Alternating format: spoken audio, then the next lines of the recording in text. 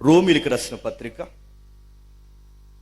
అపోస్తుడైన పౌలు, అందరూ బైబిల్ చూడాలి. రోమిలికి రాసిన పత్రిక 3వ అధ్యాయం. అపోస్తుడైన పౌలు రోమిలికి రాసిన పత్రిక 3వ అధ్యాయం సుమారు 21 నుండి 25 వచనం వరకు చదువుకుందాం. ఇట్లుండగా ధర్మశాస్త్రానికి వేరుగా దేవుని నీతి బయలుపరచబడుచున్నది. దానికి ధర్మశాస్త్రము ప్రవక్తలు సాక్ష్యమిచ్చుచున్నారు. అది యేసుక్రీస్తునందలి విశ్వాసం వలన అయినదే. నమ్మువారందరికీ కలుగు దేవుని నీతి ఉన్నది, ఏ భేదము లేదు. అందరూ పాపము చేసి దేవుడు అనుగ్రహించు మహిమను పొందలేకపోతున్నారు. కాబట్టి నమ్మువారు ఆయన కృపచేతనే క్రీస్తు యేసునందలి విమోచన ద్వారా ఉచితముగా నీతిమంతులను తీర్చబడుచున్నారు. పూర్వము చేయబడిన పాపములను దేవుడు తన ఓరిమి వలన ఆయన తన నీతిని కనుపరచవలనని క్రీస్తు యేసు రక్తమునందలి విశ్వాసము ద్వారా ఆయనను కరుణాధారముగా బయలుపరచెను. దేవుడు ఇప్పటి కాలమందు తన నీతిని కనుపరచు నిమిత్తము తాను నీతిమంతుడును యేసునందు విశ్వాసం గలవాడు నీతిమంతునిగా తీర్చేవాడై ఉండుటకు ఆయన అలాగూ చేశాను. రాత్రి ప్రశ్నించుకున్న ప్రశ్నే మనం వేసుకుందాం. చదివింది మనకేమైనా అర్థమైందా? నిజాయితీగా ఒప్పుకోండి. మన తలకాయ మనకేం అర్థం అవ్వలేదు. ఇదే రెఫరెన్స్ చూపించి బయటోళ్ళకి సువార్త చెప్తే బయట గుప్పును 100 ప్రశ్నలు అడుగుతారు. ఆ ప్రశ్నలలో ఈ సమాజానికి నచ్చని గిట్టని సమాధానంతో ముడిపడిన ప్రశ్న ఏంటో తెలుసా? ఏ భేదం లేదు, అందరూ పాపం. ఏ భేదం లేదు, అందరం పాపులు అంటే ఇదే మాట నువ్వు నడి సమాజంలో నిలబడి చెప్పు. నీ ఫ్రెండ్స్ అయితే ఏమంటారు తెలుసా? నీ కొలీగ్స్ ఏమంటారు తెలుసా? నీ నైబర్స్ ఏమంటారు తెలుసా? ఈ సొసైటీలో బ్రతుకుతున్న ఎదుట వ్యక్తి నిన్నేమంటారు? రే మీతో అంతా బాగానే ఉంటది కానీ మన పాపులు అంటారు, అదే బాగోదు అంటారు. వాడికి మనకి ఎక్కడ చెడిపోతుందంటే, వాడికి మనకి పొత్తెక్కడ కుదరట్లేదంటే, బైబుల్ ఏ డొంక తిరుగుడు లేకుండా ఈ మానవాళ్ళని ఇలా ఏలెత్తి చూపించన్న మాట ఏంటంటే, ఎవడు పుణ్యాత్ములు లేడు, అందరూ పాపాత్ములే. ఈ మాట ఒప్పుకుంటామా? మిమ్మల్ని అడుగుతున్నాను. మనం పాపులం అంటే ఒప్పుకుంటాం. ఎప్పుడు ఒప్పుకుంటాం చెప్పమా? అందరితో కలిపి అంటే ఒప్పుకుంటాం. ఇప్పుడు ఇలా ఒప్పుకుంటాం. ఎలా ఒప్పుకుంటాం? మనం అందరం పాపులు అనగానే అవును ప్రభువా అంటాం. అలా కాకుండా లే పాపి లేచి నిలబడు అన్నాను అనుకోండి, ఆ తమ్ముడు నన్ను ఏమంటాడండి? నువ్వు పెద్ద పుణ్యాతుడు మరి అంటాడంట. ఎవరినైనా లేపి ఏదికి మీద గాని ఎక్కడ గాని ఎవరినన్నా లేపి ఈ పాపం మానవిక పాపాత్ముడు అంటే వాళ్ళు ఏమంటారు? పాపాన్ని ఒప్పుకుంటారా? అందుకే జనాలు బాగా వినండి, జనాలకి నచ్చని మాట మనం పాపులు అంటూ ఒప్పుకో. అక్కడ వరకు ఎందుకు ఒకడు ప్రేయర్ చేస్తాడంట. ఆ ప్రేయర్ ఏంటో తెలుసా? ప్రేయర్లో తగ్గింపు ప్రార్థనలు ఉంటాయి కొంతమందికి, అన్ని దొంగ ప్రార్థనలే. ఆ తగ్గింపు ప్రార్థనలో దొంగ ప్రార్థన ఏంటంటే ఇలా చేస్తున్నారు, ప్రభువా కూలిని ప్రభువా నేను అనగానే పక్క నుంచి ఒకడు ఎత్తుకున్నాడు, అవును ప్రభువా అన్నాడు. అబద్ధికుని ప్రభువా, దొంగన ప్రభువా, నీ ఎదుట నీచమైన ప్రభువా అంటే ఈడంటున్నాడు, అవును ప్రభువా అన్నాడు. నీ ఎదుట నేను ఏమాత్రం నిలవాడిని, పురుగు లాంటి వాడిని ప్రభు అంటే ఈడన్నాడు, అవును ప్రభు అనగా వీడికి వెంటనే తెక్కలేసిపోయాడు. ఏటో అవునరా చూసావు నన్ను అన్నాడట. నీకేమర్థమవుతుంది అంటే, ఈడు ప్రార్థన చేస్తున్నప్పుడు అవును ప్రభు అని ఏకీవించి ఆ ప్రార్థన స్థిరపరుస్తుంటే ఈ మనిషికి నచ్చిందా? నేను అదే అంటున్నాను, గుర్తుపెట్టుకోండి. మనం పాపులం అంటే ఒప్పుకోలేము. మనిషికి ఒక ఫీలింగ్ ఉంటుంది ఏంటంటే, నేను నీతిమంతుడు, నేను మంచోడిని. ఈ మాట మనం ఒప్పుకున్నప్పుడు మనకి లోపల ఉన్న ఒక మాట చెప్తాను చూడండి. మనం పాపులం అన్నప్పుడు మన ఫీలింగ్ ఏంటంటే, పాపులమే కానీ ఆడికి అంత కాదులే అనుకుంటాం. పాపులమే కానీ మరీ అంత కానీ మరీ అంత ఇబ్బంది కలిగిన వారం కాదులే, పాపులమే కానీ మరీ అంత దేవుడు విసర్జించేంత పాపులం కాదులే అనుకుంటారు. సౌండ్ తగ్గించండి బ్రదర్. పాపులం అంటే ఒప్పుకోవడానికి మనుషులకి, సౌండ్ తగ్గించండి, ఒప్పుకోవడానికి మనుషులకి గుర్తుపెట్టుకోండి, వాళ్ళ అహం అడ్డొస్తుంది, వాళ్ళ స్వనీతి అడ్డొస్తుంది. అందుకే మనుషుడు ఎప్పుడు ఎదుటోడికి పేర్లు పెడతాడే తప్ప తాను ఎంత దిగజారుడు పరిస్థితుల్లో ఉన్నాడో మనిషికి ఎప్పటికీ అర్థం కాదు. అందుకే రిఫరెన్స్ అడుగుతుంది బయట వాళ్ళకి, ఇదే మాట చెప్పా 23వ వచనం మళ్ళీ చదవండి. ఏ భేదము లేదు, అందరూ పాపము చేసి దేవుడు అనుగ్రహించు మహిమను పొందలేకపోయారు. ఏ భేదము లేదు, అందరూ పాపము చేసి దేవుడు అనుగ్రహించి మహిమను పొందలేకపోయారంటే దాని అర్థం ఏంటి? ఏ భేదం లేదంటే నువ్వు ఎవడవైనా పాపవే, నువ్వు ఎమ్మెల్యేవైనా పాపవే, ఎంపీవైనా పాపవే, స్థానిక ప్రెసిడెంట్ అయినా పాపవే, నువ్వు దైవజనుడివైనా పాపవే, నువ్వు సామాన్యుడివైనా పాపవే. ఏ భేదం లేదు. నువ్వు స్త్రీ అయినా పురుషుడైనా చిన్న అయినా పెద్ద అయినా ఏ భేదం లేదు. మన అందరము పాపులమే. మేం పలానా క్యాడర్, నువ్వు ఏ క్యాడర్ అయినా మనం పాపులం. ఇందులో చిన్న పాపులు పెద్ద పాపులు లేదు, పండిపోయిన పాపులు లేత పాపులు లేదు, అందరూ పాపులు. మన పాపాత్మను గుర్తుపెట్టుకోండి. చిన్నోడైనా పెద్దోడైనా, వయసు మళ్ళినోడైనా వయసు మళ్ళని వాడైనా ఎవడైనా ఏ భేదం లేదు, పాపులు. ఈ పాపులు అన్న మాట బయట వాళ్ళకి నచ్చదు. ఎందుకు చెప్పినా, మనోళ్ళే దీన్ని తినంగా ఒప్పుకోరికి బయటోడు ఒప్పుకుంటాడు చెప్పండి. ఒక మాట చెప్తాను వినండి, నాకు చాలా ఇష్టమైన ఎగ్జాంపుల్ ఇది. ఒకరోజు ఆక్స్ఫర్డ్ యూనివర్సిటీలో లేదా యుఎస్ఏ ఎక్కడో మొత్తం మీద కాన్ఫరెన్స్ జరుగుతుంది. ఆ కాన్ఫరెన్స్ జరుగుతున్నప్పుడు ఇలా చాలా మంది క్రౌడ్ వచ్చారు. ఆ క్రౌడ్ వచ్చినప్పుడు చాలా మంది కూర్చున్నారు. ఒక సీనియర్ సిటిజన్ ఎవాంజలిస్ట్, అపోలోజెటిక్, ఆయన పేరు రవి జకరియా. ఇంటర్నేషనల్ మెసేజ్ ఫాలో అయిన వాళ్ళకి అర్థమవుతుంది. ఆయన నిలబడి వాక్యం చెప్తారు. పాత అమెరికా ప్రెసిడెంట్లు వచ్చారు, పెద్ద పెద్దోళ్ళు వచ్చారు, వైట్ హౌస్లో ఉన్న సీనియర్ సిటిజన్స్ వచ్చారు, వీళ్ళందరూ వచ్చారు, కూర్చున్నారు. వీళ్ళందరూ కూర్చున్నప్పుడు ఆయన చాలా వాగ్దాటుతో వాక్యం చెప్తారు. ఆయన వాక్యాన్ని చెబుతుండగా అంతా బాగుంది కానీ అని మధ్యలో కుర్రోళ్ళు లేచాడు. ఆ కుర్రోళ్ళు లేచి ఏమన్నాడంటే, అయ్యా మీరేమనుకుంటే మీకు విషయం సార్, మీరు అంతా బాగానే చెప్తారు కానీ ఆ నల్ల పుస్తకాన్ని తెచ్చి మా నెత్తి మీద రుద్ది మమ్మల్ని పాపులు అంటారు చూసారా, అది మాకు నచ్చదు అన్నాడు. ఆడొక నాస్తికుడు. అది కాదు, బైబిల్ డిక్లేర్ చేసింది హ్యూమన్ నేచర్ అనేది సిన్ఫుల్ నేచర్ అని బైబిల్ చెప్తుందంటే, అవును మీ బైబిల్ చెప్తే మీరు చెప్పుకోండి. ఇలాంటి కాన్ఫిడెన్స్ సభల్లో అంత కాన్ఫిడెంట్గా మమ్మల్ని పాపులని మీరు ఎలా డిక్లేర్ చేస్తారు?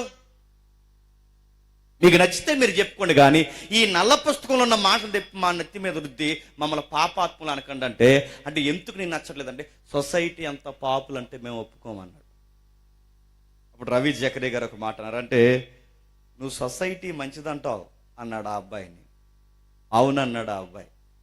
మళ్ళీ అడుగుతుందని చెప్పి సమాజం మంచిదంటావంటే మంచిది అన్నాడు. అయితే నేను ఒక ప్రశ్న అడుగుతున్నాను, నా కుమారుడు వయసు ఉంటుంది, నా కుమారుడా నువ్వు ఈ కాన్ఫరెన్స్ సభకు వచ్చే సమయానికి ఈ సమాజం మంచిదన్నావు కాబట్టి నిన్ను ప్రశ్న అడుగుతున్నాను, ఇక్కడికి వచ్చే సమయానికి నీ డోర్కి లాక్ వేసావా, నీ ఇంటి డోర్ ఓపెన్ చేసి వచ్చావా అని అడిగాడు. అర్థమైన వాళ్ళందరూ పకపక నవ్వేశారు, అర్థం కాని వాళ్ళందరూ మీలాగా నా వైపు చూసినట్టు చూశారు. అయినా నవ్వుతున్నారు. అర్థం నేను అడుగుతున్నాను, మరి చెప్పండి. ఆ అబ్బాయిని అడిగాడు, ఈ సమాజం మంచిదట్నావు అంటే అవునన్నాడు. అయితే అవునంటే ఈ సమాజం మంచిదైనప్పుడు నీ ఇంటికి డోర్ లాక్ వేసుకొచ్చావు, ఓపెన్ చేసుకొచ్చావు అని అడిగాడు. సిగ్గుపడిపోయి ఆ కుర్రాడు కూర్చున్నాడు.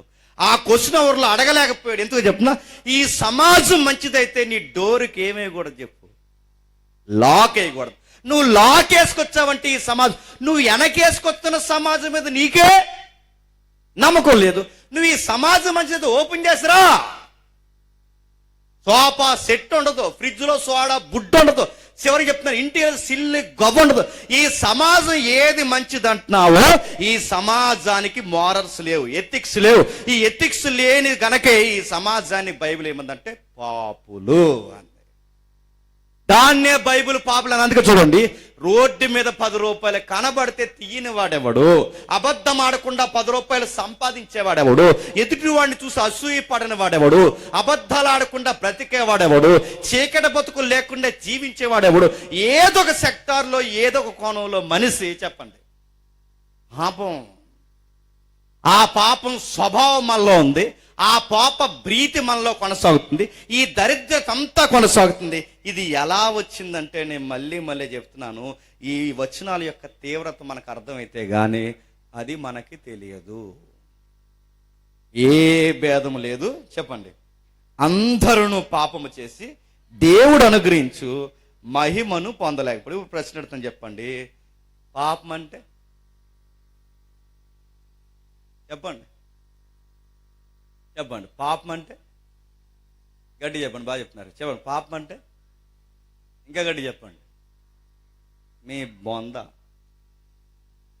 ఇప్పుడు అడుగుతాను చెప్పండి, ఇప్పుడు మళ్ళీ చెప్పండి క్లారిటీగా. పాపం అంటే సరే మన భక్తి ఎంత ధీమాగా గుడ్డిగా బతికేస్తున్నాను చూడండి. మళ్ళీ అడుగుతున్నాను, పాపం అంటే ఆజ్ఞ అతిక్రమం అంటున్నారు. ఇప్పుడు ప్రశ్న అడుగుతాను చెప్పండి, ఆజ్ఞ అతిక్రమించడం పాపం అయితే ఇప్పుడు నేను అడుగుతున్నాను, నాకు ఆన్సర్ చెప్పండి. ఆజ్ఞ అతిక్రమించాలన్న ఆ ఇంటెన్షన్ వాళ్ళకి ఎలా వస్తుంది, ఆ స్వభావం ఎక్కడది? ముఖ్యాంశాలు మరోసారి మళ్ళీ అడుగుతున్నాను చెప్పండి. ఆజ్ఞ అతిక్రమమే పాపం అయితే ఆ ఆజ్ఞను అతిక్రమించాలన్న స్వభావం వాళ్ళకి ఎలా వస్తుంది? ఆ పాప ప్రీతి ఎలా వస్తుంది? ఆ పాప స్వభావం ఎలా వస్తుంది? అసలు ఏంటి పాపం అంటే? అదొక ఫోర్సా? ఏంటి పాపం అంటే? అదొక లా? ఏంటి ఆ పాపం అంటే? కనబడని ఒక పర్సనాలిటీగా? ఏంటి పాపం అంటే? అసలు బైబిల్ పాపం అంటే ఏం చెబుతుంది నీకు తెలుసా? పాపం అంటే ఏటో తెలియకపోతే ఒప్పుకోలు మనకు తెలియదు, ఒప్పుకోలు మనకు తెలియకపోతే బాప్టిజానికి అర్థం లేదు, బాప్టిజానికి అర్థం లేకపోతే మన జీవితానికి రక్షణే లేదు, రక్షణే లేకపోతే కుంపట మీదేసుకుని తిరుగుతున్నామని మాత్రం మర్చిపో. మరి మేము 25 సంవత్సరాలు మేము చర్చకు వస్తున్నా అంటే చర్చకు వస్తున్నాం అంతే, కళ్యాణ మండపానికి కూడా వస్తారు, అలా వచ్చినట్టు వస్తే కుదరదు. లేదండి మేము 5 ఏళ్ళు సీనియరిటీ అంటే నీ సీనియరిటీ ఎవరికి కావాలి? లేదండి మేము వాక్యాలు చదువుతా, నువ్వు వాక్యాలు చదివితే ఎవరికి కావాలి? అసలు నీ స్టాండింగ్ ఏంటి, నీ ఆరిజన్ ఏంటి, నీ మూలాలు ఏంటి, నువ్వు ఏం మిస్ అయిపోయావు? మనం ఎందుకు సిన్నర్స్ గా పిలవబడుతున్నావు? అసలు పాపం అంటే ఏంటి? పాపం అంటే ఏంటి అనగానే బయట వాళ్ళు ఏమంటున్నారు తెలుసా? పాపం అనగానే వాళ్ళు అనుకుంటారు మేము సేవను చంపలేదు, దోమని చంపలేదు, ఏగని చంపలేదు, ఎవరిని ఏమనలేదు, మేము యథార్థంగా బతుకుతున్నాం, మేము ఏ తప్పు చేయలేనప్పుడు మేము ఎట్లా పాపాత్ములు అవుతాం అంటున్నారు బయట. మనోళ్ళు ఏమంటారంటే పాపం అనగానే ఆజ్ఞ అతిక్రమించడమే పాపం అంటారంటే వాళ్ళకే క్లారిటీ లేదు. చెప్పండి చెప్పండి, నోరు రావట్లేదు చెప్పండి. మనకే క్లారిటీ లేదు అడుగుతున్నాను. బయట వాళ్ళు పాపం అనగానే ఏమంటున్నారు తెలుసా? మేము చీమని చంపామా, దోమని చంపామా, ఏగని చంపామా, మేము ఎవరిని చంపాం, ఎవరినైనా కొట్టామా, ఎవరింట్లో కన్నా దూరేమా, ఎవరిదాన్ని ఏదైనా తీసుకున్నామా, మేము ఏ తప్పు చేయలేదే, మేము ఎంప్లాయీస్ చక్కగా నెలసరి జీతం తెచ్చుకుంటాం, జడ్జాగా బతుకుతాం, మా లైఫ్ మేము బతుకుతున్నప్పుడు ఎట్టా మేము పాపులం అవుతామయ్యా అని అడుగుతారు బయట వాళ్ళు. పాపం అనగానే వాళ్ళు ఏమనుకుంటారు? ఏదో ఒక హాని చేయడం, ఏదో ఒక ఎవరెవరికి హాని చేయడమే పాపం అనుకుంటున్నారు వాళ్ళు. కానీ బైబిల్ ఏమంటుందంటే చీమం చంపితే దోమం చంపితే పాపలు అంటలేదు. పాపానికి బైబిల్ ఇస్తున్న డెఫినేషన్ వేరు,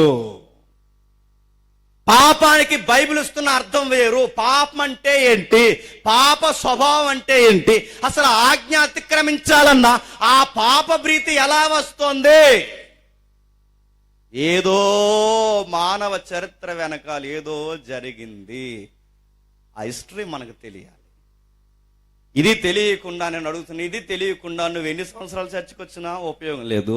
నీ మూలం ఎక్కడ చెడిందో నీకు తెలియకపోతే నీకు దేవుడిని దగ్గర ఒప్పుకోవడం తెలియదు.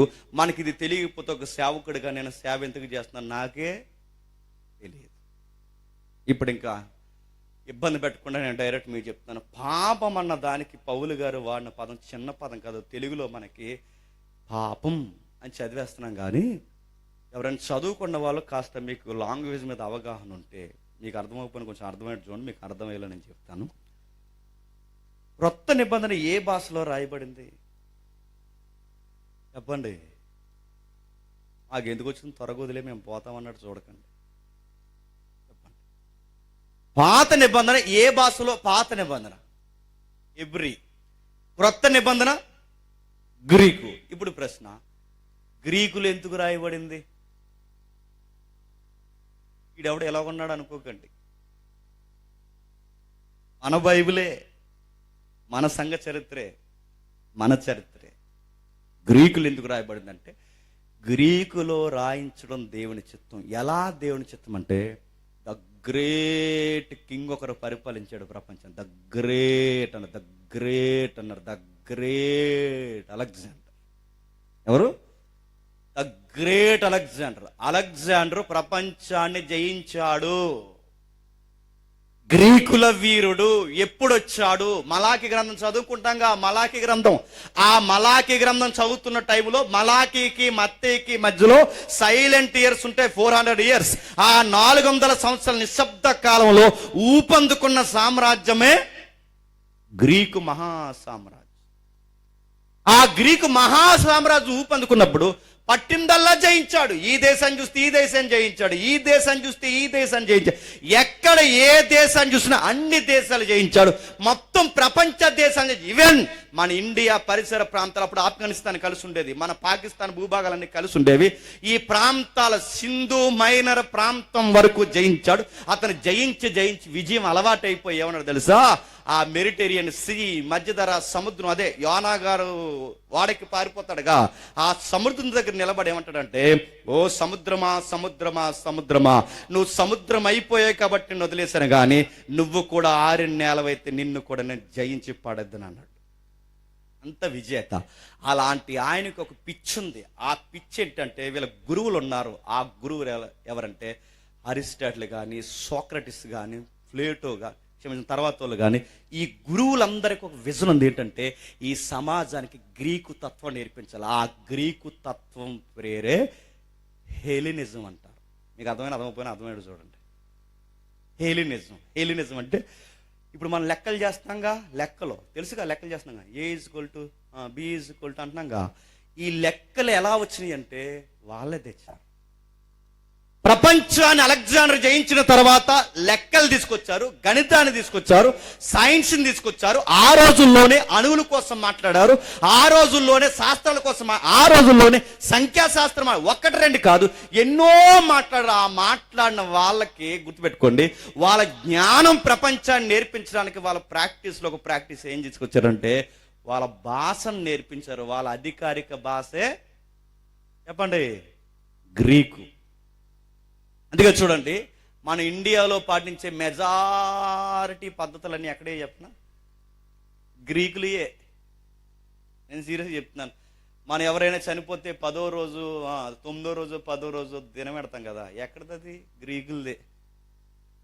నేను అడుగుతున్నాను, సగం దేవుళ్ళు గ్రీకులే. ఎవరైనా ఏటానక లైవ్ వెళ్తుంది నడుతున్నాను. 1-2 కాదు, మెజారిటీ పద్ధతులన్నీ అక్కడవే. గణితం అక్కడదే, శాస్త్రం అక్కడదే, పాత సైన్స్ ఏదైతే ఉందో ఆ సైన్స్ అక్కడదే.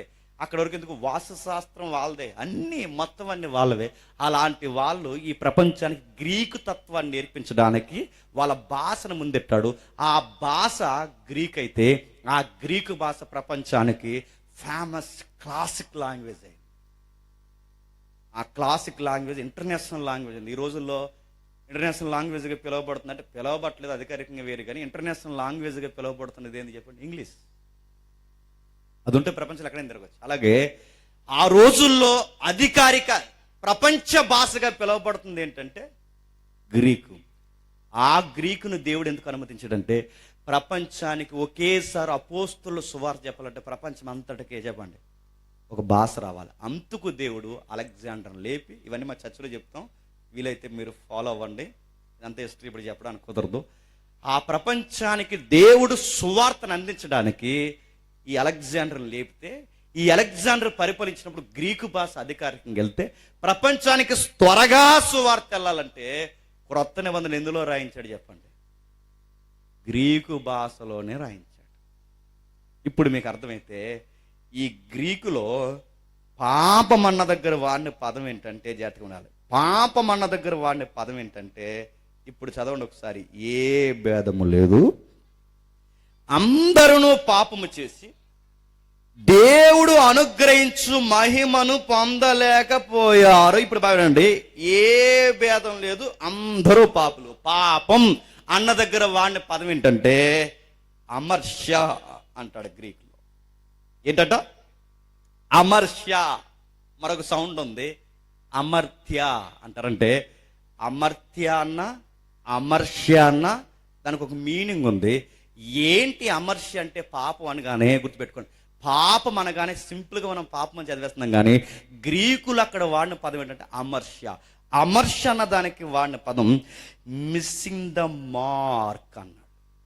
అంటే ఏంటంటే, నేను చెప్తున్నాను, మిస్సింగ్ ద మార్క్ అంటే పాపం అనగానే టార్గెట్ మిస్ అయ్యాం, అది మీనింగ్. అర్థమైనట్టే ఉంది, అర్థం అవ్వలేదని నాకు అర్థమైంది. మీకు అర్థమయ్యేలా చెప్పడమే నా బాధ్యత. ఎవరన్నా లెగిసి వెళ్ళారంటే కెమెరా అటు చూపిస్తామని చెప్తాను, నా మనిషి వెళ్ళిపోతుంది చూపించాను. అటు ఎవరు వెళ్ళకండి, కూర్చోండి, మీకు బాధ్యతగా నేను చెప్పి వెళ్ళిపోతాను, మీరు వినండి, మన మూలాలు ఎటు మనకు అర్థమవుతాయి. మిస్సింగ్ ద మార్క్ అంటే ఏదో మార్క్ మిస్ అయిపోయాం, ఏదో టార్గెట్ మిస్ అయిపోయాం. ఏం మిస్ అయిపోయాం? పాపానికి ఏమిస్తుందంటే గురి తప్పాం, గురి తప్పిపోయాం. ఏ గురి గురి తప్పిపోవడమే పాపం.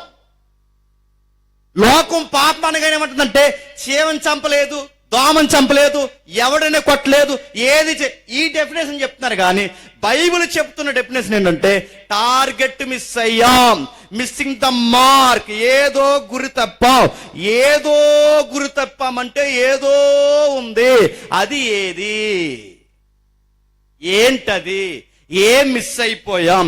ఏం తప్పిపోయాం? పాపానికి దేవుడిస్తున్న ఈ టార్గెట్ ఏం మిస్ అయిపోయాం? ఏదో మిస్ అయ్యామంట.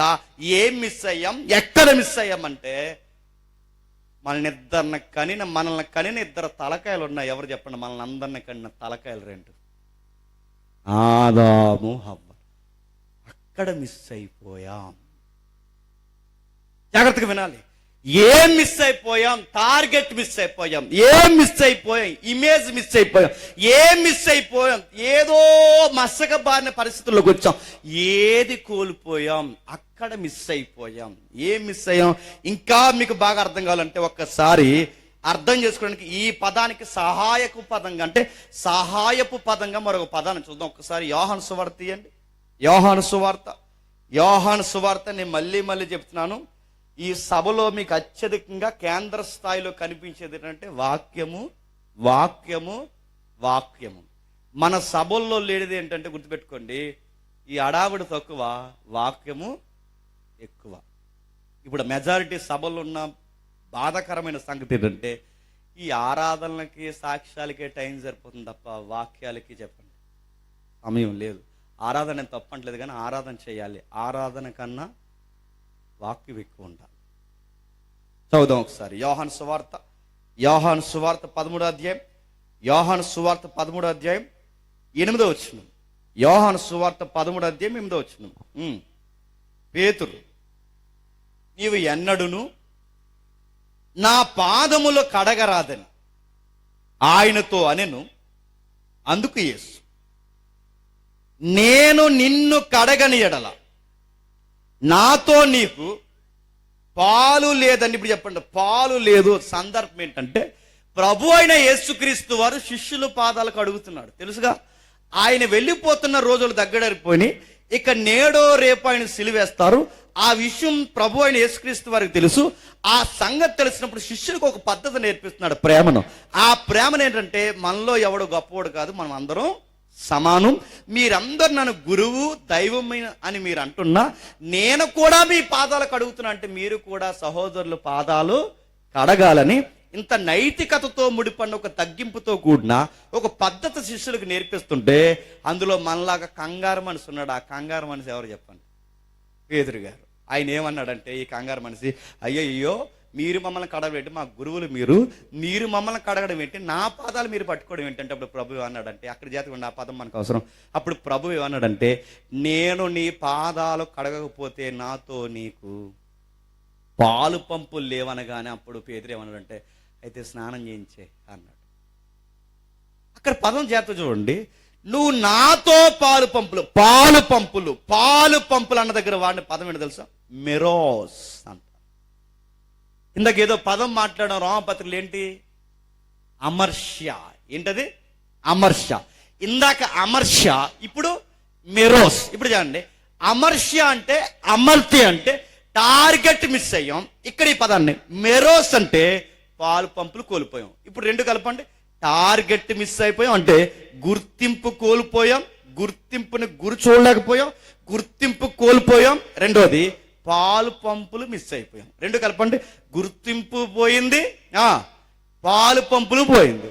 గుర్తింపు పోయింది, పాలు పంపులు పోయింది. ఇప్పుడు మీకు ఈ రెండు అర్థమైతే, గుర్తింపు పాలు పంపులు పోయినాయి అంటే ఏం గుర్తింపు పోయింది, ఏం పాలు పంపులు పోయినాయి, అది పోయినంతకే బైబిల్ పాపం అంటుందంటే, అవును, ఆ గుర్తింపు ఆ పాలు పంపులు కోల్పోయాం గనకే దాన్నే బైబిల్ పాపం అంటుంది. ఇప్పుడు ప్రశ్న, అది ఏ గుర్తింపు? రాత్రి తీసిన వచనమే తీయండి ఒకసారి. ఆది కాండము మొదటి అధ్యాయం, 26వ వచనం.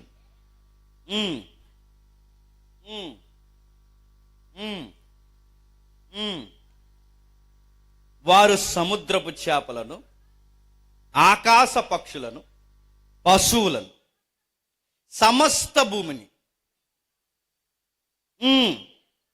ఇప్పుడు చెప్పండి, తన స్వరూపం అన్న దగ్గర గాడ్స్ ఇమేజ్ అంట. ఇమేజ్ ఆఫ్ గాడ్ అన్నాడంటే మనం ఎవరి ఇమేజ్ చెప్పండి? మనం ఎవరి స్వరూపం? దేవుని స్వరూపం. ఇప్పుడు నేను దేవుని స్వరూపం అయితే దేవుని స్వరూపాన్ని బాగా వినాలి. పాపం అంటే ఏంటంటే పాలు పంపులు కోల్పోయినంటే నేను ఎగ్జాక్ట్ ఆయన ప్రతిబింబం అంటే ఇప్పుడు అద్దం దగ్గరికి వెళ్ళి నిలబడ్డాను అనుకోండి, అద్దం ఏం చూపించాలి? యాజ్ ఇట్ ఈజ్ నన్ను చూపించాలి. నాకు బాగా వినండి, నన్ను చూపించకుండా నా ముక్కేమో వంకరగా, నా మూతేమో వంకరగా, నా చెవులు వంకరగా చూపిస్తుందంటే ప్రాబ్లం నాలో ఉందా చెప్పండి? అద్దంలో ఉందా చెప్పాలి. ఇప్పుడు నేను అన్నీ బాగానే ఉండే అద్దం ముందు నిలబడితే ఇప్పుడు నా ప్రతిబింబం అద్దం చూపించాలి అంటే నేను ఎలా ఉన్నానో అలా చూపించాలి. అలా చూపించకుండా నా అవయవాలు వంకరగా చూపిస్తుందంటే నేను బాగున్నా, ప్రాబ్లం నాలో రాలేదు చెప్పండి, అర్థంలో వచ్చింది. మీకు అర్థమైతే ఒరిజినల్ వ్యక్తిత్వం దేవుడైతే ఆ వ్యక్తిత్వానికి దేవుడికి ప్రతిబింబంగా ఉన్న ఇమేజ్ ఎవరో తెలుసా? మనుషులు. ఇక్కడ అద్దంలో చూపించాల్సిన వ్యక్తిత్వం ఎవరిదో తెలుసా? దేవుడిది. అంటే మనలో దేవుడు చూడాలనుకునే ఇమేజ్ ఎవరో తెలుసా? దేవుని స్వరూపం. ఈ స్వరూపానికి వంకరలు వచ్చాయి. నా మాటలు అర్థమవుతున్నాయా? మీకు అర్థమవుతుంది. పాపం అంటే ఏంటంటే దేవుళ్ళో ఏ గుణగణాలు ఉన్నాయో ఆయనకు పరిపాలించే గుణం అంటే ఆ గుణం ఇచ్చాడు, ఆయనకి అబద్ధమాడన గుణం అంటే ఆ గుణం ఇచ్చాడు, ఆయనకి ప్రేమించే గుణం అంటే ఆ గుణం ఇచ్చాడు, ఆయనకి న్యాయమును బట్టి కోపించే గుణం అంటే కోపించే గుణం ఇచ్చాడు, ద్వేషించే గుణం ఇచ్చాడు, ఆశించే గుణం ఇచ్చాడు. ఈ గుణాలన్నీ ఎక్కడ? వీటిని యాట్రిబ్యూట్స్, కమ్యూనికేబుల్ యాట్రిబ్యూట్స్ అంటారు. ఈ లక్షణాలన్నీ ఎక్కడి నుండి వచ్చాయంటే దేవుళ్ళ నుంచి వచ్చంటే ఇప్పుడు మనం ప్రేమిస్తున్నామంటే అది ఎక్కడి నుండి వచ్చింది? దేవుడు పెడితే వచ్చింది. ఒకరిని ద్వేషిస్తున్నాం నాయని బట్టి అంటే ద్వేషించే గుణం ఎక్కడి నుండి వచ్చింది? దేవుని బట్టి వచ్చింది. అంటే దేవుడు ఎలా తయారు చేస్తాడు మనుషులంటే తన స్వరూపమందు చెప్పండి, తన పోలిక చొప్పున అంటే తన స్వరూపం తల పోలికంటే ప్రేమ, అనురాగము, పరిపాలన, ద్వేషించడము, కోపించడం, ఈ లక్షణాలన్నిటితో మనిషిని దేవుడు తయారు చేస్తే ఇప్పుడు ఎగ్జాక్ట్ దేవుళ్ళో ఏ గుణగణాలు ఉన్నాయో ఆ గుణగణాలు మనలో మిస్ అయిపోతేనే పాపం. ఇంకా అర్థం అవ్వాలండి మాకంటే ఒక్కసారి కీర్తన గ్రంథం తీయండి. కీర్తన గ్రంథం 19వ కీర్తన 19వ కీర్తన 19వ కీర్తన 19వ కీర్తన 7వ వచనం నుండి 19వ కీర్తన 7వ వచనం నుండి యెహోవా నియమించిన ధర్మశాస్త్రము యథార్థమైనది, అది ప్రాణమును తెప్పరల చేయును. యెహోవా శాసనము నమ్మదగినది, అది బుద్ధిహీనులకు జ్ఞానము పుట్టించును.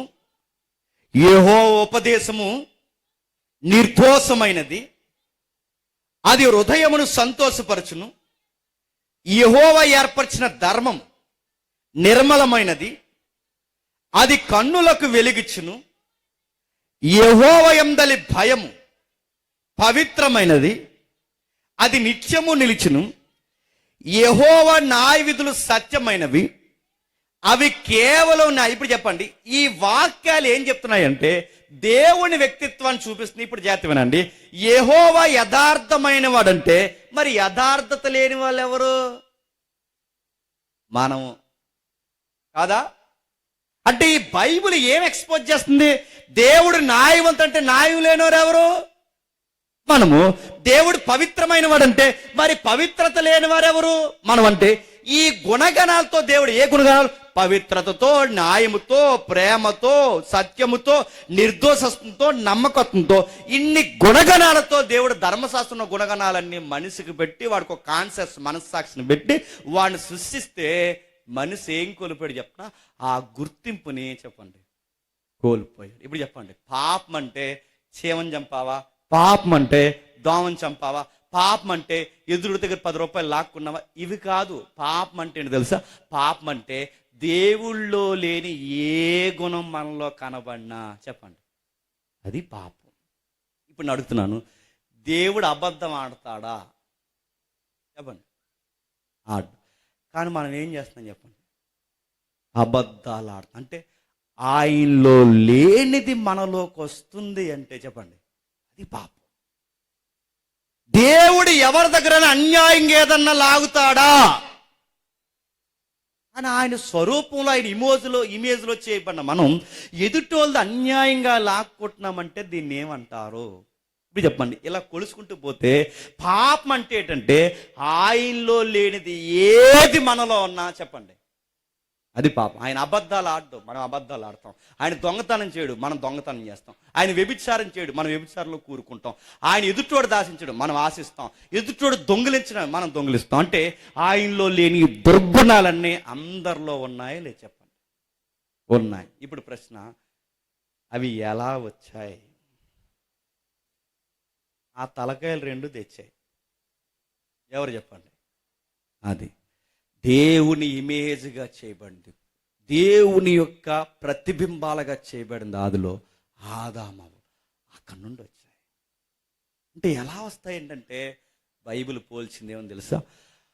ఆదాము మొదట ముద్దయితే, బాగా వినాలి, ఆదాము మొదట ముద్దయితే ముద్దే పులిసింది అనుకోండి, పులిసిన ముద్ద నుండి ఎన్ని చిన్న చిన్న ముద్దలు తీసినా అవి పులిసిన ముద్దలే.